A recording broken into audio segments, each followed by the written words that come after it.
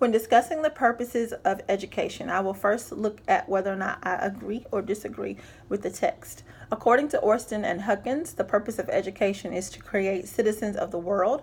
They suggest that we cannot only look at our culture or our country, that we should teach students to look at how other countries and cultures operate.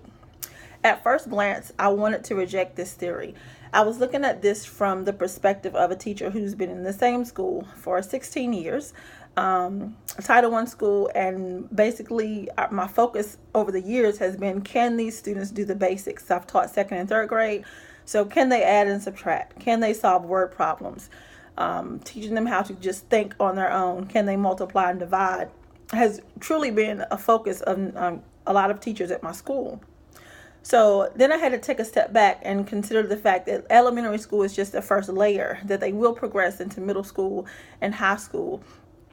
And yes, I do believe that they should be able to converse and understand and be knowledgeable of other cultures. They do need those basic skills, the 3 R's, but they also need to know other places, not just where they stay. I say this because I visited my cousin in New Jersey recently, and she's engaged to a gentleman from Morocco.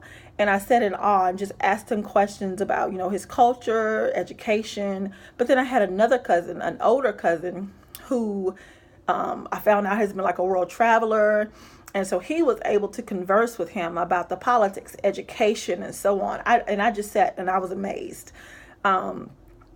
So introducing other cultures to children early on will definitely give them a better way to be able to do these things with other people in other places. One thing I've started doing is to expose my students to just Google Earth, just being able to say, okay, this is my tiny spot on the planet, but there are so many other things and so many other places in the world. According to Danielson's text, school is set up to educate students and to teach them to respect themselves and others.